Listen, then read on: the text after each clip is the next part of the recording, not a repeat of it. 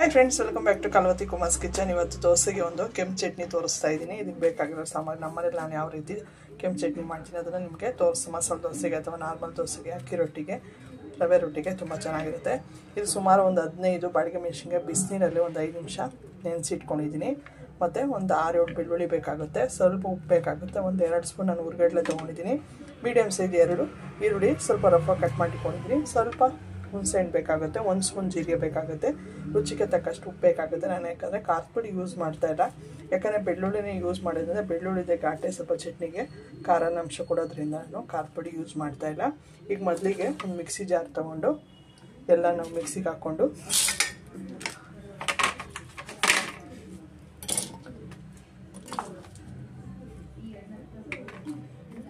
ಇದೆಲ್ಲ ನಾವು ರುಬ್ಕೊಬೇಕಾಗುತ್ತೆ. ಉಪ್ಪು ಖಾರ ಹುಳಿ ಎಲ್ಲ ಪರ್ಫೆಕ್ಟಾಗಿ ಚೆನ್ನಾಗಿರುತ್ತೆ. ಹುಣಸೆ ಹಣ್ಣು, ಜೀರಿಗೆ ಮತ್ತು ನಾನು ಮೆಣಸಿನ್ಕಾಯಿ, ಬಾಡಿಗೆ ಮೆಣಸಿನ್ಕಾಯಿ ಎಲ್ಲ ನಾನು ಒಟ್ಟಿಗೆ ಸೇರಿಸ್ಕೊತಾ ಇದ್ದೀನಿ. ಬಣ್ಣನೂ ಬರುತ್ತೆ ಮತ್ತು ಖಾರ ಅಷ್ಟು ಕಮ್ಮಿ ಇರುತ್ತೆ ನಮಗೆ. ಮತ್ತು ರುಚಿಗೆ ತಕ್ಕಷ್ಟು ಉಪ್ಪು ನೀರು ನಾನು ಸ್ವಲ್ಪ ಕಲ್ಲುಪ್ಪು ಸೇರಿಸಿ ಹಾಕ್ಕೊತಾ ಇದ್ದೀನಿ. ಈಗ ಮಿಕ್ಸಿ ಮಾಡ್ಕೊಳ್ಳೋಣ ಇದನ್ನು.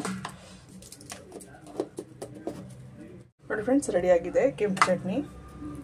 ಸೂಪರಾಗಿರುತ್ತೆ. ಅಕ್ಕಿ ರೊಟ್ಟಿಗೆ, ದೋಸೆಗಂತೂ ಹೇಳಿ ಮಾಡಿಸಿದ್ದು ಚಟ್ನಿ ಇದು. ಇವಾಗ ಇದು ನೀವು ಬೇಕು ಅಂದರೆ ಹಾಗೇ ತಿನ್ಬೋದು. ಸ್ವಲ್ಪ ನಾವು ಎಣ್ಣೆನಲ್ಲಿ ಫ್ರೈ ಮಾಡಿಕೊಂಡ್ರೆ, ಯಾಕಂದರೆ ಹಸಿ ಈರುಳ್ಳಿ ಮತ್ತು ಬೆಳ್ಳುಳ್ಳಿ ಎಲ್ಲ ಹಾಕಿರೋದ್ರಿಂದ ಸ್ವಲ್ಪ ಅದ್ರದ್ದು ರಾಸ್ ಮೇಲಿರುತ್ತೆ. ಅದರಿಂದ ಸ್ವಲ್ಪ ನಾನು ಎಣ್ಣೆನಲ್ಲಿ ಇದನ್ನು ಮಸಾಲೆನ ಸ್ವಲ್ಪ ನಾನು ಚೆನ್ನಾಗಿ ಫ್ರೈ ಮಾಡ್ಕೊತೀನಿ. ನಾನು ಮೊದಲಿಗೆ ನಾನು ಬಾಣಲಿಗೆ ಸ್ವಲ್ಪ ಎಣ್ಣೆ ಹಾಕ್ಕೊತಾ ಇದ್ದೀನಿ. 2-3 ಸ್ಪೂನ್ ಆಗಷ್ಟು ನಾನು ಎಣ್ಣೆ ಸೇರಿಸ್ಕೊತೀನಿ. ಫ್ರೆಂಡ್ಸ್, ಎಣ್ಣೆ ಚೆನ್ನಾಗಿ ಕಾದಿದೆ. ಇದಕ್ಕೆ ಸ್ವಲ್ಪ ನಾನು ಇಂಗು ಸೇರಿಸ್ಕೊತಾ ಇದ್ದೀನಿ. ಇಂಗು ಸ್ವಲ್ಪ ಅರಿಶಿನ ನಾನು ಮಿಕ್ಸಿ ಮಾಡೋದನ್ನ ಹಾಕಬೇಕಾಗಿತ್ತು, ಹಾಕಲಿಲ್ಲ. ಇವಾಗ ನಾನು ರುಬ್ಕೊಂಡಿದ್ದೀನಲ್ಲ ಅದನ್ನು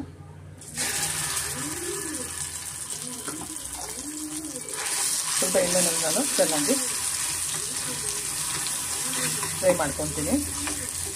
ನೋಡಿ ಫ್ರೆಂಡ್ಸ್, ಸ್ವಲ್ಪ ನಾವು ಚೆನ್ನಾಗಿ ಎಣ್ಣೆನಲ್ಲಿ ಫ್ರೈ ಮಾಡಿಕೊಂಡ್ರೆ ಆ ಬೆಳ್ಳುಳ್ಳಿದು ಮತ್ತು ಈರುಳ್ಳಿದು ರಾಸ್ ಮೇಲೆ ನಮಗೆ ನೀಟಾಗಿ ಹೋಗುತ್ತೆ. ನೀವು ಆರಾಮಾಗಿ ಒಂದು ಏರ್ ಕಂಟೈನರ್ ಬಾಟ್ಲಲ್ಲಿ ಈ ಥರ ಒಂದು ಸ್ಟೋರ್ ಮಾಡಿ ಇಟ್ಕೊಂಡ್ರೆ ನಾರ್ಮಲಾಗಿ ದೋಸೆ ಮೇಲೆ ಒಳಗಡೆ ಸ್ಟಫಿಂಗ್ ಮಾಡ್ಕೊಂಬಂದು ಮಸಾಲೆ ದೋಸೆ ಮಾಡಿದಾಗ ಅಥವಾ ಬರೀ ಅಕ್ಕಿ ರೊಟ್ಟಿ, ರವೆ ರೊಟ್ಟಿ, ಬರೀ ದೋಸೆಗೂ ತಿನ್ಬೋದು. ಇದು ಸ್ವಲ್ಪ ರಾಸ್ ಮೇಲೆ ಹೋಗೋವರೆಗೂ ಸ್ವಲ್ಪ ಚೆನ್ನಾಗಿ ಹುರಿದು ನಾವು ಆಗಿದೆ ನೋಡಿ. ಇಷ್ಟಾದರೆ ನಮಗೆ ಸಾಕು, ಒಂದು ಕೆಂಪು ಚಟ್ನಿ ರೆಡಿ ಆಗುತ್ತೆ. ನಾವು ದೂರ ಬಾರ ಎಲ್ಲನ ಹೋದಾಗ, ಟ್ರಿಪ್ಪಿಗೆ ಹೋದಾಗ ಈ ಥರ ಒಂದು ಚಟ್ನಿ ಮಾಡ್ಕೊಂಡು ಆರಾಮಾಗಿ ನೀವು ತೊಗೊಂಡೋಗ್ಬೋದು, ಏನೂ ಆಗಲ್ಲ. ಸಿಂಪಲ್ ಈಸಿಯಾಗಿರೋ ಒಂದು ಕೆಂಪು ಚಟ್ನಿ ರೆಡಿಯಾಗಿದೆ. ಇಷ್ಟಾದರೂ ನಾವು ಸಾಕು. ಇದನ್ನು ಸ್ವಲ್ಪ ನಾವು ಆರೋಕ್ಕೆ ಬಿಟ್ಬಿಡೋಣ. ಬಿಟ್ಬಿಟ್ಟು ಒಂದು ಗಾಜಿನ ಬಾಟ್ಲಲ್ಲಿ ಅಥವಾ ಪ್ಲಾಸ್ಟಿಕ್ ಬಾಟ್ಲಲ್ಲಿ ಅಂದರೆ ನಾವು ರೆಡಿ ಮಾಡಿ ಇಟ್ಕೊಬೋದು. ನೋಡಿ ಫ್ರೆಂಡ್ಸ್, ಕೆಂಪು ಚಟ್ನಿ ರೆಡಿಯಾಗಿದೆ. ಹೋಟೆಲ್ ಸ್ಟೈಲ್ ಅದು. ನಮ್ಮ ಮನೆಯಲ್ಲೂ ಇದೇ ಥರ ಮಾಡೋದು, ಹೋಟೆಲ್ ಸ್ಟೈಲ್ ಥರನೇ ಕೆಂಪು ಚಟ್ನಿ ಸೂಪರಾಗಿರುತ್ತದೆ. ಮತ್ತು ಇದಕ್ಕೆ ನಾನು ದೋಸೆ ಜೊತೆ ಸರ್ವ್ ಮಾಡ್ತಾಯಿದ್ದೀನಿ. ಇದೊಂದು ಸ್ಪೂನ್ ಹಾಕ್ಕೊಂಡು ಇದ್ರ ಮೇಲೆ ಸ್ವಲ್ಪ ತುಪ್ಪ ಹಾಕ್ಕೊಂಡು ತುಂಬ ಚೆನ್ನಾಗಿರುತ್ತೆ. ಇನ್ನೂ ಸ್ವಲ್ಪ ಬಿಸಿ ಇದೆ, ಆರಿಸ್ಬಿಟ್ಟು ನೀಟಾಗಿ ನಾನು ನೀರು ಹಾಕ್ತೀರಾ ರುಬ್ಬಿದ್ದೀನಿ. ಯಾಕಂದರೆ ಬಾಡಿಗೆ ಮೆಣಸಿನ್ಕಾಯಿ ನೀರಲ್ಲಿ ಬಿಸಿನೀರಲ್ಲಿ ನೆನೆಸಿರೋದ್ರಿಂದ ನೀರು ಹಾಕೋ ನೆಸೆಸಿಟಿ ಇಲ್ಲ. ಯಾಕಂದರೆ ಆನಿಯನು, ಬೆಳ್ಳುಳ್ಳಿ ಎಲ್ಲ ನೀರಿನಂಶ ಇರೋದ್ರಿಂದ ನೀಟಾಗಿ ಒಂದು ಸ್ವಲ್ಪ ತುಪ್ಪ ಸೇರಿಸಿರೋದು ತುಂಬ ಚೆನ್ನಾಗಿರುತ್ತೆ. ಆ ಕಾಂಬಿನೇಷನ್ನೇ ಸೂಪರಾಗಿರುತ್ತೆ.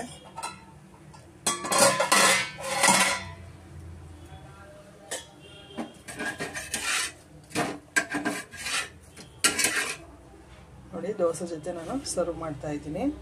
ನೀವು ಒಂದ್ಸತಿ ಟ್ರೈ ಮಾಡಿ, ಹೇಗಿತ್ತು ಅಂತ ಕಮೆಂಟ್ ಮಾಡಿ ತಿಳಿಸಿ. ನಿಮ್ಗೆ ಇಷ್ಟ ಆದರೆ ಲೈಕ್ ಮಾಡಿ, ಶೇರ್ ಮಾಡಿ, ಸಬ್ಸ್ಕ್ರೈಬ್ ಮಾಡಿ ಫ್ರೆಂಡ್ಸ್. ಸಿಂಪಲ್ಲಾಗಿ ಈಸಿಯಾಗಿರೋ ಒಂದು ಹೋಟೆಲ್ ಸ್ಟೈಲ್ ಒಂದು ಕೆಂಪು ಚಟ್ನಿ ರೆಡಿಯಾಗಿದೆ. ನೀವು ಒಳಗಡೆ ಬೇಕಾದ್ರೆ ದೋಸೆ ಒಳಗಡೆ ಸ್ಟಫಿಂಗೂ ಹಾಕ್ಕೊಬೋದು. ಬೇಕಾದ್ರೆ ಒಳಗಡೆ ನೀವು ಸ್ಟಫಿಂಗ್ ತುಪ್ಪದ ಜೊತೆ ಹಾಕ್ಕೊಂಡು ಮಾಡ್ಕೊಬೋದು, ತೊಂದರೆ ಇಲ್ಲ. ಸಿಂಪಲ್ ಈಸಿಯಾಗಿರೋ ಒಂದು ಈ ಥರ ಒಂದು ಚಟ್ನಿ ರೆಡಿ ಮಾಡಿ ಇಟ್ಕೊಂಡ್ಬಿಟ್ರೆ ಯಾವಾಗ ಬೇಕು ಅವಾಗ ನೀವು ರೊಟ್ಟಿಗೆ, ದೋಸೆಗೆ, ಚಪಾತಿಗೂ ಚೆನ್ನಾಗಿರುತ್ತೆ. ಅನ್ನಕ್ಕೂ ತುಂಬ ಚೆನ್ನಾಗಿರುತ್ತೆ. ನೀವು ಒಂದ್ಸತಿ ಟ್ರೈ ಮಾಡಿ, ಹೇಗಿತ್ತು ಅಂತ ಕಮೆಂಟ್ ಮಾಡಿ ತಿಳಿಸಿ. Thank you.